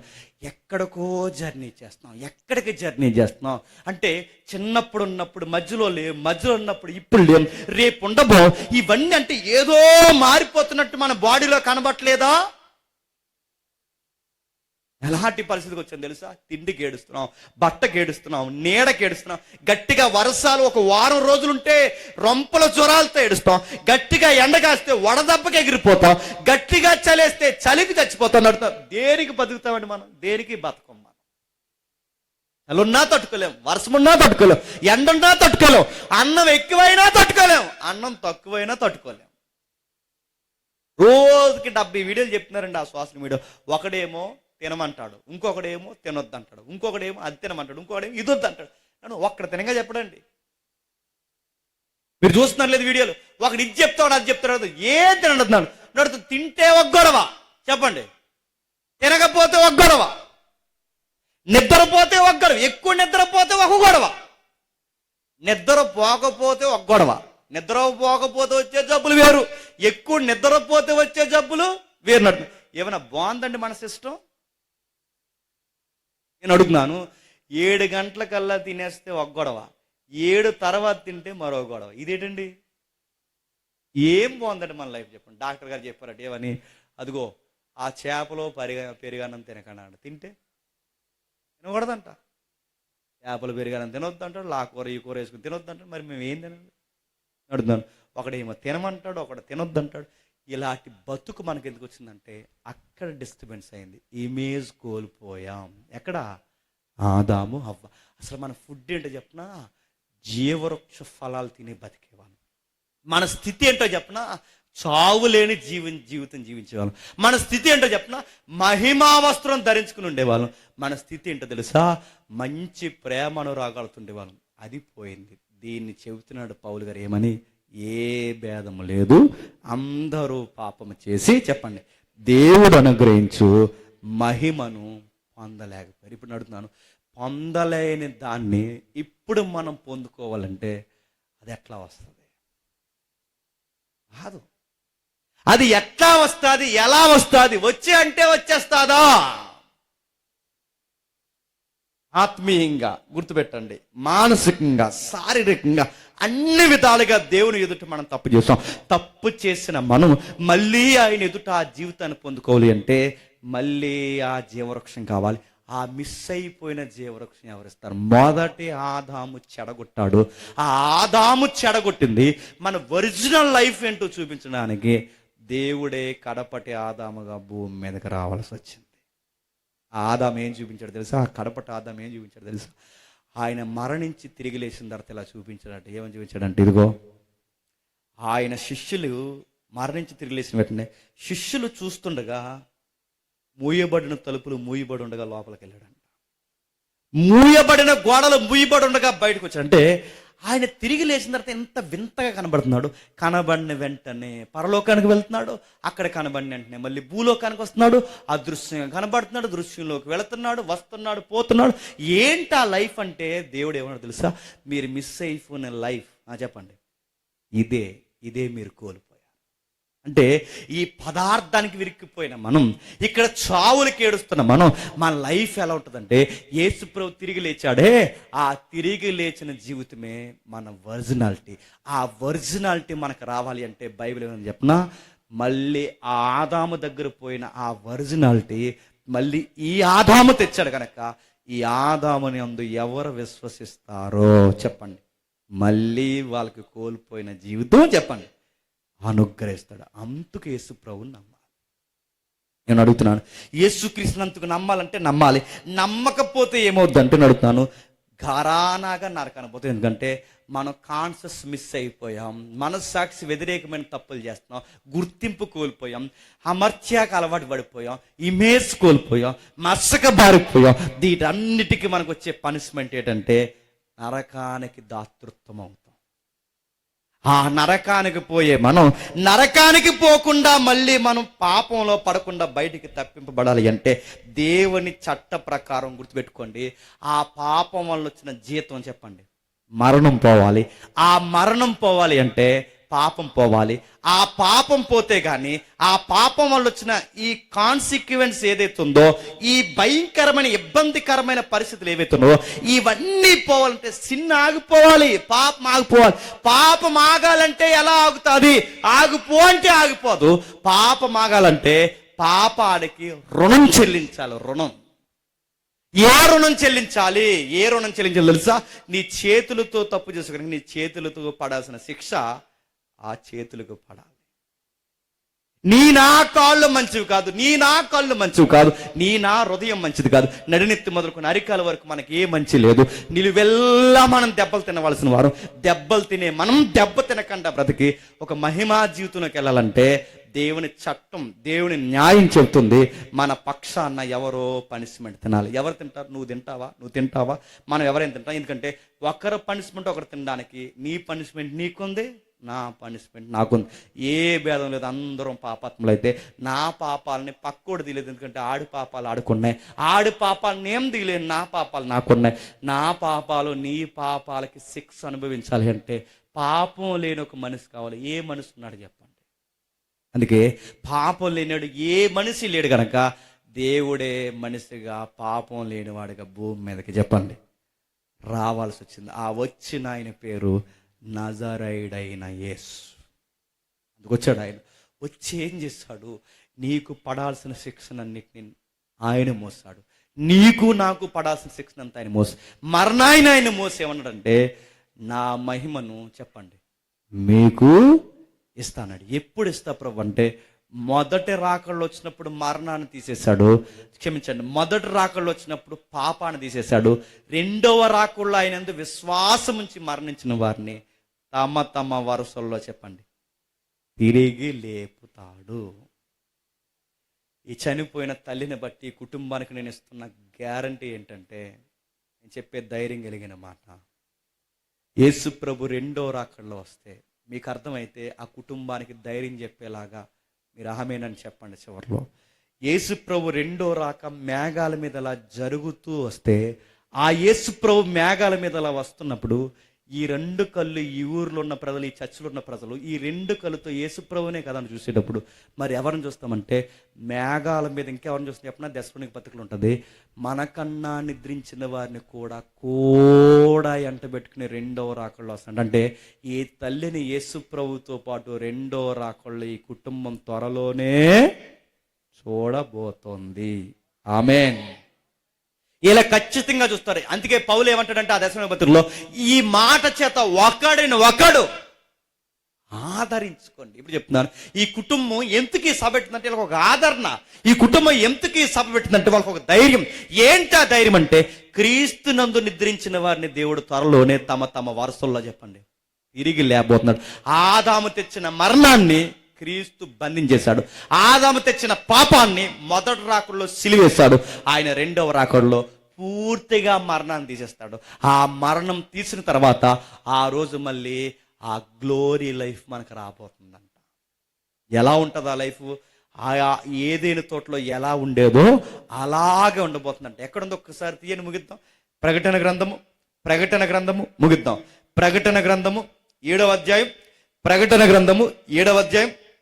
ప్రకటన గ్రంథం 7వ అధ్యాయం 16వ వచనం. ప్రకటన గ్రంథము 7వ అధ్యాయం 16వ వచనం. వారికి ఇక మీదట ఎవరు వీళ్ళు? ఎవరైతే యేసుప్రభు పునరుద్ధానంలో తిరిగి లేచారో వారికి ఇక మీదట ఆకలైనను దాహమైనను ఉండదు, సూర్యుని ఎండైనను ఏ వడగాలైనను వారికి తగలదు. ఏలైనగా సింహాసనం మధ్య నుండి గొర్రె పిల్ల వారికి కాపురయ్యుండి జీవజలముల బొగ్గల వద్దకు వారిని నడిపించటికే దేవుడే వారి కన్నుల నుండి ప్రతి బాష్ప బిందువును పుడిచిపోయి. మళ్ళీ చెప్తున్నాను, బయటోళ్ళు ఎవరైనా చనిపోతే ఆ మనిషి చనిపోయినందుకు వీళ్ళు కూడా బెంగెట్టుకుని చనిపోతారు. వీళ్ళు ఎవరు చెప్పినా విశ్వాసం లేను. కానీ విశ్వాసం ఉన్న వాళ్ళు ఏం చేస్తారు చెప్పినా, నిరీక్షణ కలిగిన వారుగా వాళ్ళు ఎదురు చూస్తారు. గుర్తుపెట్టుకుని బయట వాళ్ళు ఎక్కెక్కి ఏడుస్తారు. మనం ఎలా ఏడుస్తాం చెప్పినా, ఎంతవరకు ఏడవాలో చెప్పండి అంతవరకు ఏడుస్తాం. ఎందుకంటే నిద్రించిన మన ప్రియులను మళ్ళీ మనం త్వరలో చూడబోతున్నాం. యేసు ప్రభువును చూస్తామన్నది ఎంత గ్యారంటీయో, మనం ముందు చనిపోయిన మన తల్లుల్ని తండ్రుల్ని దేవుని యందు నిరీక్షించి క్రీస్తునందు నిద్రించిన వారందరినీ ఈ రెండు కళ్ళు త్వరలోనే చెప్పండి చూడబోతున్నాయి. అప్పుడు వారు మనము కలిసి ఆదాము కోల్పోయిన జీవితం చూసారా, ఆ జీవితంలోకి అడుగు పెడతామంట. ఆ లైఫ్ ఎలా ఉంటుందంటే, ఎండ ఉండదు, వడగాలు ఉండదు, ఆకలి ఉండదు, దాహం ఉండదు, సూర్యుడు ఉండడు, ఏ ప్రాబ్లం ఉండదు. మరి ఎలా ఉంటుందంటే, దేవుడే ఎలుగై ఉంటాడు. ఆయన మహా వెలుగులో నిత్యము జీవిస్తామంట. ఆ రోజు ఒక పాట పాడతామంట. ఆ పాట ఏంటో తెలుసా? మరణమా నీ ముల్లెక్కడ, మరణమా నీ విజయం ఎక్కడ, ఇక నువ్వు మమ్మల్ని ఏమీ చేయలేవు. ఆదాము వల్ల వచ్చిన పాపం, ఆ పాపానికి జీతమైన మరణమైన నువ్వు ఇప్పుడు ఎరగబడ్డావు. ఇప్పుడు యేసు ప్రభువునందు మాకు జీవము, ఇక నువ్వు మమ్మల్ని ఏమి చేయలేవు. ఆకలితో చంపావు, దప్పికతో చంపావు, ఒంటరితనంతో చంపావు. కానీ ఇప్పుడు మాకు ఆకలే లేదు, మాకు దప్పిక లేదు, ఎండా లేదు. మేము దేనికి చావు, నిత్యము బతుకుతాం. ఆ నిత్య జీవితంలో సదాకాలము ప్రభుతో మనం ఉండబోతున్నాం. అందుకే ఇందాక తమ్ముళ్ళు పాట పాడుతున్నప్పుడు ఆ ఎవరైతున్నారో ఆ నిత్యమైన భక్తుల గుంపులో ఉన్నట ఆ పాటలో సారాంశం, ఆంధ్ర క్రైస్తవ కీర్తనలో పాటలో సారాంశం ఏంటంటే, ఆ పరిశుద్ధుల గుంపులో చెప్పండి పేదను నేను అంటే ఏంటి? ఆ పాట పులకించి ఎంత బాగా రాశాడంటే, ఇప్పుడు అందరు మీరు పుణ్యాత్ములు అనుకోండి, ఇక్కడ ఈ దేవుడు ఉన్నాడు అనుకోండి, మీరందరూ ఈ పరలోకంలో దేవుడు ఉంటే, ఆ చివరిన గేట్ కాడ ఒకడు ఉంటాడు చూసారు, ఆ గేట్ దగ్గర ఒకడు ఉంటాడు, ఆ పేదోళ్ళలాగా. ఆ చివరిన గేటు కాడ నేను బతికేసిన చాలు, నా జీవితం చెప్పండి ధన్యమైపోయినట్టే. అది పాట. పరలోకం అంటాడు చెప్పిన, నిజానికి గేటు కాడ ఉండాలండి, బెంగట్టుకోకండి. పరలోకం అంటాడు చెప్పిన, ఆ లోపల ఏదో మూలనున్నా మన జీవితం ధన్యమైపోయింది. ఆ ఎటర్నటీ లైఫ్ మనకు రాబోతుంది. ఇప్పుడు టైంలో ఇరికిపోయాం, మెటీరియల్లో ఇరికిపోయాం, మరణంలో ఇరికిపోయాం, వీటన్నిటిలో ఇరికిపోయాం. ఈ డెత్, టైం, మెటీరియల్ ఇవన్నీ మనకి ఇరికించాయి. పాపం వీటన్నిటిలో మనల్ని బంధించి ఒకరోజు రాబోతుంది. టైం లేని టైం రాబోతుంది. పదార్థం కాని ఒక లైఫ్ రాబోతుంది. స్పేస్ కాని ఒక స్పేస్ క్రియేట్ అవుతుంది. ఒకరోజు యేసుప్రభు వస్తాడు. ఆ నిత్యత్వం, ఎటర్నిటీ లైఫ్లోకి మనల్ని దేవుడు త్వరలోనే చెప్పండి తీసుకెళ్ళబోతున్నాడు. ఇది మనం కోల్పోయాం. ఎవరు కోల్పోయారు చెప్పండి? ఆదాము కోల్పోయాడు. ఆదాము ద్వారా చెప్పండి మనమందరం కోల్పోయాం. అక్కడ కోల్పోయింది త్వరలో ఇవ్వడానికి యేసు ప్రభు మేఘాల మీద రాబోతుంది. నమ్మిన వారు ధన్యులు, నమ్మని వారు వాళ్ళ ఆత్మలకు వారే ఉత్తరవాదులు. దేవుడి మనం దీవించును గాక.